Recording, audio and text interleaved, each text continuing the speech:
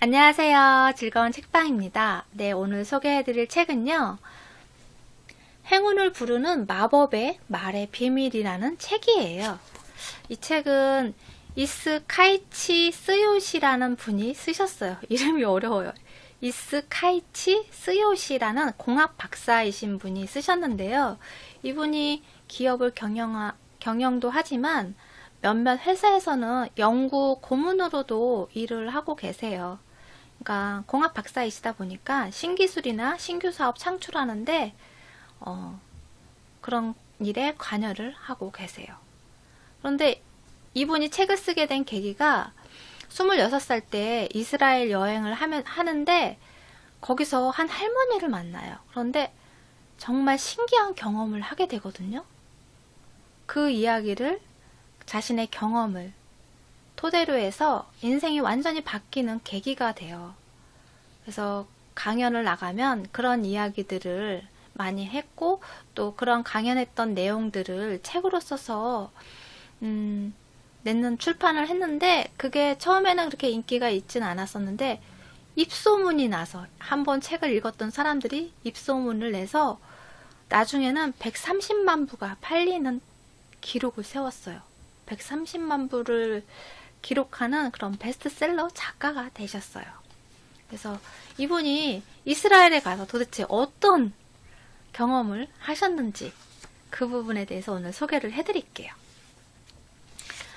이분이 여행을 간 시기가요. 1991년 겨울, 그러니까 크리스마스를 며칠 앞두고 가셨대요. 그런데 그때가 그런 정세가 어땠냐면요. 걸프 전쟁이 있던 시기였어요. 발발한 시기가 1991년 겨울이었대요. 그래서 그 시기에 이스라엘을 여행을 간 거예요. 한 달 정도 장기 여행으로 해서 배낭여행을 갔는데 원래 이렇게 춥지가 않아서 얇은 차림으로 가벼운 차림으로 갔는데 너무 추운 거예요. 수십 년 만에 올까 말까 하는 그런 한파 있죠. 그런 한파가 몰아친 거예요. 그래서 너무 추워서 고생을 하면서 다니는데 크리스마스 날 저녁에 이 사람이 어디를 갔냐면요. 하이파라는 항구 도시를 갔어요.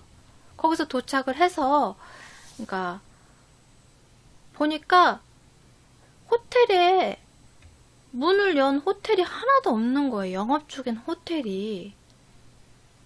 그러니까 그 하이파라는 도시가 이스라엘에서 가장 큰 항구 도시였어요. 그런데 호텔도 있고 유스 호스텔도 있는데 많이 있는데도 불구하고 영업 중인 호텔이 하나도 없었던 거예요.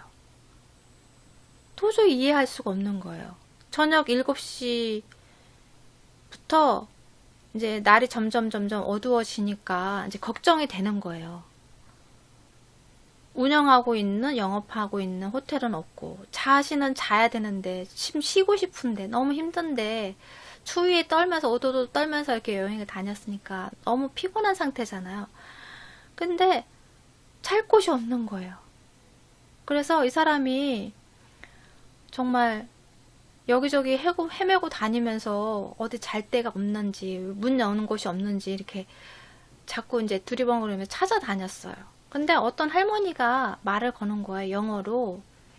그래서 무슨 일 있냐고, 안색이 안 좋아 보인다고 이 청년한테 이야기를 한 거죠. 그랬더니 이제 일본에서 온 여행하는 사람인데 숙소를 찾지 못했다고, 그래서 그렇다고 했더니 그럼 이제 그 할머니가 이런저런 이야기를 하다가 그러면 괜찮으면 우리 집에 와서 자고 가라고 그렇게 이야기를 하는 거예요. 근데 처음 만난 사람이잖아. 그리고 또 외국인인데 선뜻 자러 오라고 하는 것이 좀 의외였던 거예요. 이 사람한테는. 그래서 이제 곧바로 대답은 안 하고 조금 더 알아보고 없으면 찾아가겠다고 그렇게 이야기를 하니까 이제 주소를 알려줘요. 주소하고 위치를 종이에다 적어서 알려주거든요. 그 할머니가요. 그래서 이 남자는 여기저기 막 이렇게 돌아다니면서 찾아봤죠. 근데 아무도 문 여는 곳이 없었던 거예요. 영업을 하는 곳이 없던 거예요. 당장 밤은 어두워지는데 막 8시, 9시 돼가는데 잠잘 곳이 없잖아요. 그래서 이 사람이 어떡해요. 할머니네 집을 찾아가요. 찾아갔는데 이제 땡동 누르니까 할머니가 나오면서 기다리고 있었다고. 그러니까 할머니는 예측을 하셨는지 어쨌는지 기다리고 있었다고. 춥지? 그러면서 어서 오라고, 들어오라고. 그러면서 스프 끓여놨다고, 만들어놨다고, 어서 앉으라고. 그러는데 할머니가 혼자 사시는 분이시거든요. 2개를 준비를 해놓은 거예요, 스프를. 그러니까 올 줄 알고 있었던 거예요, 이분이. 그래서 거기서 이제 스프를 먹으면서 따뜻하게 몸을 녹이고 저녁을 해결을 하고 하는데, 보통 이제 여행을 오거나 처음 만나는 사람이 있으면 집주인이 뭐 이런저런 질문을 하면서 궁금한 거 막 물어보잖아요. 그런데 이 할머니는 자신의 이야기를 막 해주는 거예요. 자신이 어떻게 살았고, 자기는 독일에서 온 유대인이고, 그러면서 남편은 뭐 수학 선생님, 대학에서 수학을 가리키는 선생님 교수인데 3년 전에 세상을 떠났고, 그리고 또 아들 부부가 옆 동네에 살고, 뭐 그런 이야기, 자신의 이야기를, 삶에 대한 이야기를 막 이야기를 해주신 거예요. 그래서 한참을 듣다가 그러니까 듣고 있다가 네 그러냐고 그러다가 이제 피곤하니까 오늘은 이제 들어가서 쉬라고, 할머니도 그러시고, 그러니까 방 준비해놨다고 하면서 방을 이제 안내를 해주고, 이제 인사를 하고, 이 남자도 인사를 하고, 그래서 거기서 이제 첫날밤을 지내요. 첫날밤을 지내고 나서 다음날 이제 눈을 떴는데 할머니가 벌써 일어나 계신 거예요. 그래서 잘 잤냐고, 그래서 아침 먹자고, 그래서 같이 아침을 먹고 빵하고 수프랑 해서 아침을 먹어요. 그런데 할머니가 그러시는 거예요. 오늘 아들 부부하고 같이 여행을 하기로 했대요. 그 국내 여행을 하기로 했대요. 그러면서 한 며칠 동안 집이 비 온다고, 비워질 거라고, 그러면서 여기 있으려면 있으라고 그러는 거예요. 혼자 있으라고. 그러니까 집주인은 없는 상태에서 손님이 그 집을 지키고 있어야 되는 상황인 거예요. 그래서 알았다고. 이 사람도 어차피 잠잘 때는 없고 어차피 거기서 하루를 더 묵을 예정이었거든요. 그 동네를 구경하기 위해서. 그래서 하루를 더 있어요. 그런데 할머니가 아들하고 이렇게 나가기 전에, 여행 가기 전에 이 남자한테 선물을 주는 거예요. 그래서 이 남자가 너무 죄송하잖아. 잠도 재워주고 밥도 먹여주고 그랬는데 선물까지 받을 수 없다고 그렇게 이야기를 해요. 그랬더니 할머니가 이렇게 말씀하세요. 그럼 살래? 그렇게 이야기를 해요. 그랬더니 이제 이 청년이 그러면 얼마 드리면 되죠? 그렇게 물어봐요. 그랬더니 할머니가 내가 주고 싶은 만큼 주라고 그렇게 말을 하죠. 또 이제 이 사람이 가지고 있던 돈이 이렇게 많지는 않았어요. 그런데 이제 현지 돈으로 10,000엔 정도를 현금을 드렸어요. 가지고 있는 걸 현금을 드렸어요. 근데 이제 이스라엘 돈으로 이렇게 환산해서 치면 좀 많은 큰 액수였던 거예요. 그러더니 할머니가 그 돈을 받고서 이렇게 말씀을 하세요. 역시 예상했던 대로구나. 하지만 한 가지 약속해줘. 반드시 생일 때 열어보도록 해. 생일 때 열어보라고 이야기를 해요. 상자 2개를 주는데요. 하나는 생일 때 열어보고 또 하나는 그 다음 해에 열어보라고 하거든요. 그래서 왜 그러냐고 일단 열어보면 알 거야. 그렇게 이야기만 하고 아들하고 여행을 떠났어요. 할머니가. 그래서 하루 더 묵고 약 3주 동안 이스라엘에서 여행을 하고 일본으로 돌아갔어요. 그리고 나서 이제 집에 돌아와서 막 이제 정리하고 정신없이 지내다가 할머니가 준 그게 생각이 나잖아요. 그런데 할머니가 생일날 열어보라고 했잖아요. 그래서 6개월을 기다려요. 그 상자를 열기 위해서 생일 때까지 6개월을 기다려서 27번째 생일이 다가왔을 때, 그때 이제 생일이니까 그 상자를 열어봐요. 그때 이제 하나는 크고 가벼운 상자였고요. 또 하나는 아주 작고 조금 무게가 있는 그런 상자였어요. 그래서 이 사람은 이제 원래 큰 거 상자를 좋아한대요. 그래서 큰 상자를 열어서 오픈해서 봤더니 아무것도 없는 거예요. 아무것도 없어요. 이상하다. 분명 할머니가 열어보면 알 거야 라고 하셨는데 아무것도 없는 거예요. 빈 상자인 거예요. 그러니까 상자를 딱 들었을 때 아예 빈 거면 그 무게감이 있잖아요. 그런데 뭔가 있었던 것 같은데, 가벼운 뭔가가 있었던 것 같은데 모르겠네. 아무것도 없는 거예요. 그리고 나서 6개월이 지났어요. 6개월이 지나고 어느 날 할머니 꿈을 꿨대요. 이 사람이. 근데 할머니가 환한 미소로 꿈에 나오신 거예요. 그래서 이 남자가 할머니가 또 나오니까 그 하나 남은 상자가 궁금한 거예요. 다시 궁금해졌어요. 그래서 약속을 어기게 되지만 또 열어보자 하고서는 찾으려고 그 상자를 열어보려고 막 찾는데 없는 거예요. 아무리 찾아도 없어요. 다 뒤져도 없어요. 그 상자를 잃어버린 거예요. 그래서 어떡하지 어디 갔지 하다가 이 할머니한테 전화를 해요.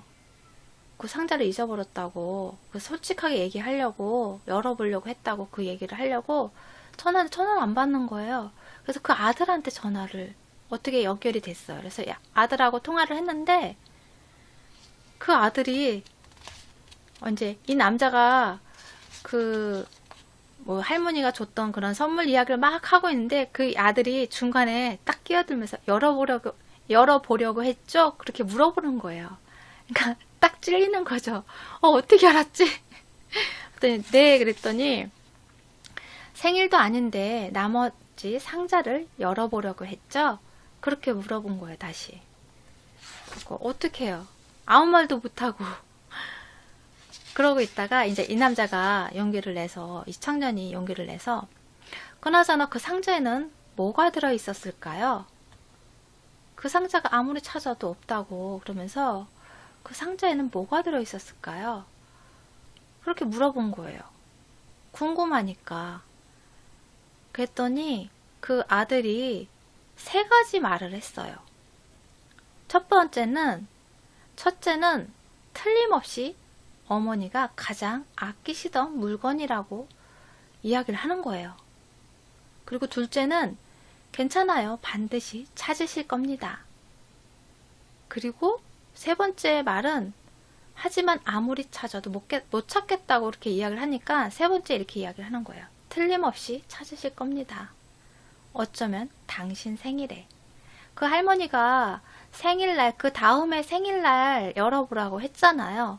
그런데 미리 열어보는데 열어보고 싶어서 찾는데 아무리 찾아도 없었잖아요. 그래서 아들한테까지 전화를 한 건데 그 아들이 그렇게 이야기를 하는 거예요. 틀림없이 어머니가 가장 아끼는 물건이 들어있을 거라고. 그래서 반드시 찾을 거니 걱정하지 말라고. 아마도 당신 생일에 찾을 수 있을 거라고. 그렇게 이야기를 한 거예요. 그 물건은 당신에게 행복을 가져다 줄 것입니다. 그렇게 이야기를 했어요. 그 아들이, 할머니의 아들이. 그 물건을 생일날 찾게 될 거고, 그리고 또 그 물건은 당신에게 행복을 가져다 줄 거라고 그렇게 이야기를 한 거예요. 그리고 나서 그 다음 해가 됐어요. 그 다음 해가 돼서 바쁘게 지내다가 이 사람 생일이 7월이래요. 7월인데 4월달에 기숙사에 들어가게 되었대요. 그러니까 그 살고 있던 집을 이제 짐을 정리를 해서 기숙사로 들어갈 거 아니에요. 근데 아무리 찾아도 없는 거예요. 그 집을 다 뒤졌는데도 안 나오더래요. 그래서 이제 할 수 없이 이제 기숙사 생활을 하고 5월이 지나고 6월이 지나고 6월이 되었을 때 어느 날 그 전에 살던 아파트 이웃집 아주머니가 전화를 하신 거예요. 그러면서 어떻게 지내냐고, 결혼했냐고 물어보더래요, 이 남자한테. 그래서 아직 안 했다고. 그랬더니 괜찮은 아가씨 있는데 한번 만나보지 않을래요? 그렇게 이야기를 한 거예요. 그래서 이 남자가 좋다고 소개해준다고 하니까 그래서 아가씨를 만났어요. 만났는데 이제 만나러 가는데 한 3시간 정도로 걸리나 봐요. 3시간 정도를 걸려서 이제 갔는데 너무 대화가 잘 통하는 거예요. 이 여자분하고, 소개시켜준 여자분하고 너무 대화가 잘 통하는 거예요. 그래서 만나고서 2번째로 프로포즈를 했어요. 결혼하자고 프로포즈를 했어요. 그리고 나서 이 남자의 28번째 생일을 맞이하게 됐어요. 그런데 이 생일이 됐잖아요. 그런데 그 상자를 못 찾았잖아요.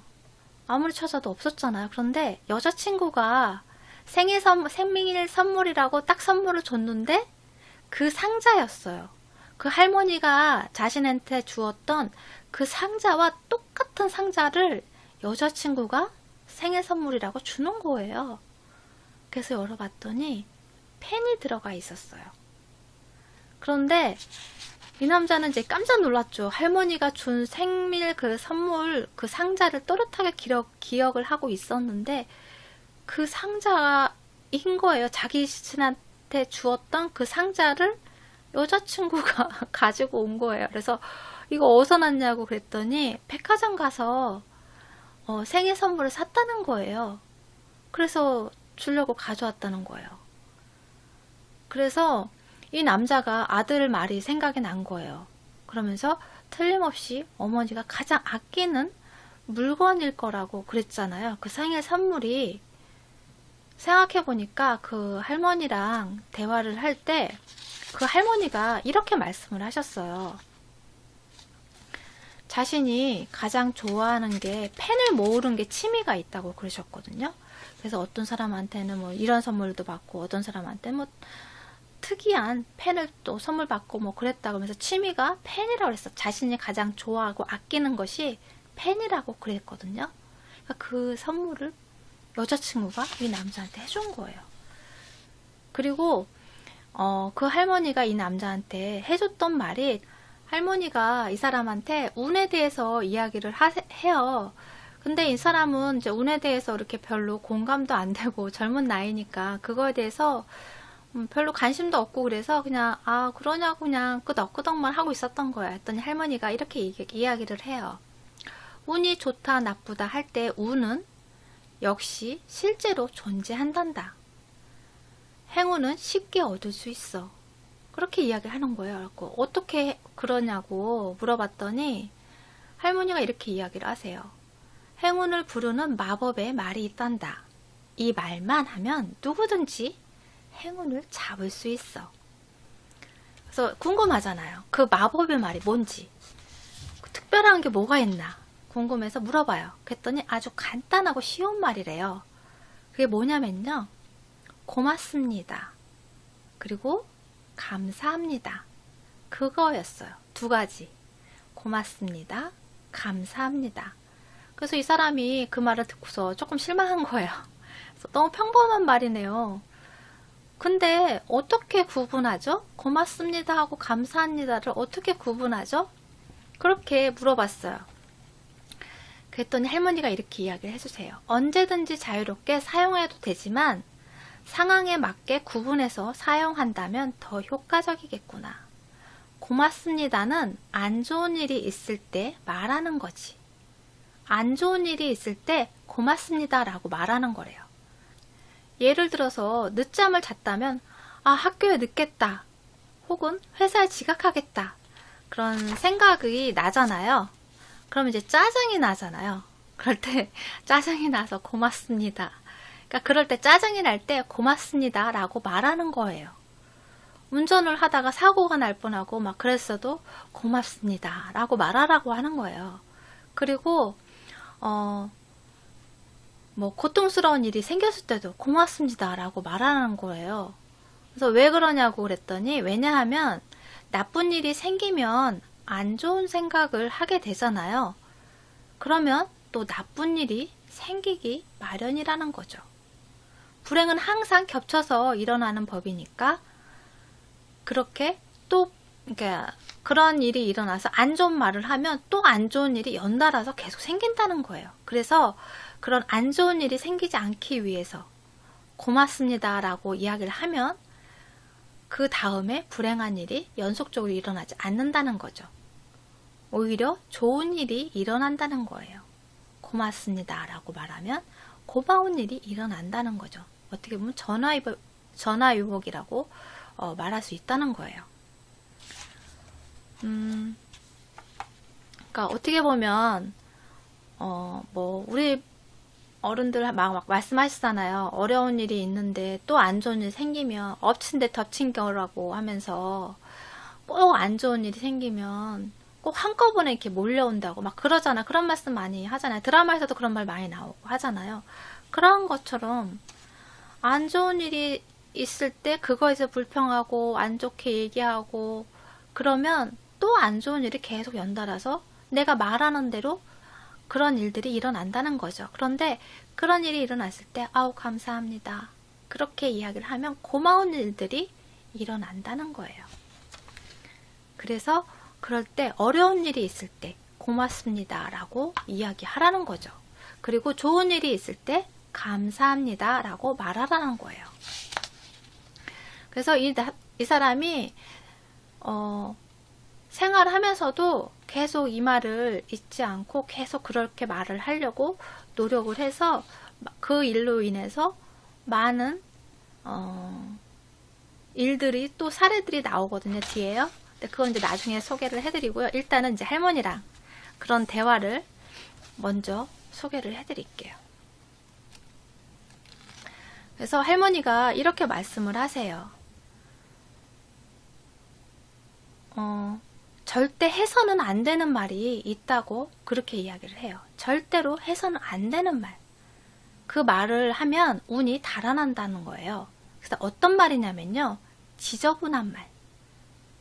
말을 지저분하게 하는 거예요. 그게 뭐냐면 뭐 제기랄, 뒤져라, 아우 짜증나. 그런 안 좋은 말들이 있죠. 부정적이고 안 좋은 말들. 그런 말들은 절대로 하면 안 된다는 거예요. 또 뭐라고 하셨냐면요. 절대로 남의 흉을 봐서는 안 된다고 이렇게 말씀을 하셨어요. 남의 흉을 보지 말라고. 혼자 있을 때조차도 남의 흉을 보지 말라고 이야기를 했어요. 그리고 또 화를 내도 운이 달아난다는 거예요.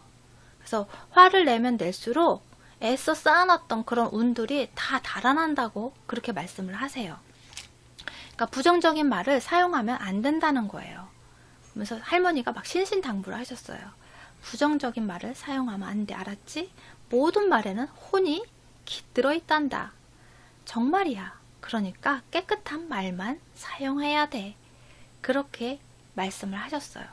그런데 우리가 주변에서도 보면 정말 사람은 괜찮아요. 착하고 배려도 하고 잘 참고 참을성 있게 뭐 어떤 일을 잘하고 하는데 그런 사람이 화가 나면 정말 막말을 하고 남에게 상처가 되는 말을 하고 막 그러는 분이 계세요. 평소엔 잘 하다가. 그래서 그렇게 화를 낼 때마다 정말 그동안 쌓아놨던 거를 다 허물어지게끔 그런 감정이나 그런 마음들을 다 없어지게끔 사라지게끔 만드는 사람이 있어요. 그래서 보통 그러죠. 말에서 다 까먹는다고. 저 사람은 말로 다 까먹는다고. 그동안 좋았던 잘했던 그런 성과들을 말로 다 까먹고 있다고 그렇게 이야기를 하잖아요. 그런 것처럼 그만큼 말이 중요한 거예요. 그러면서 이제 그때 여자친구가 이렇게 선물을 주면서 그 할머니의 말을 그때 다시 기억하면서 그렇게 살려고 노력을 해요.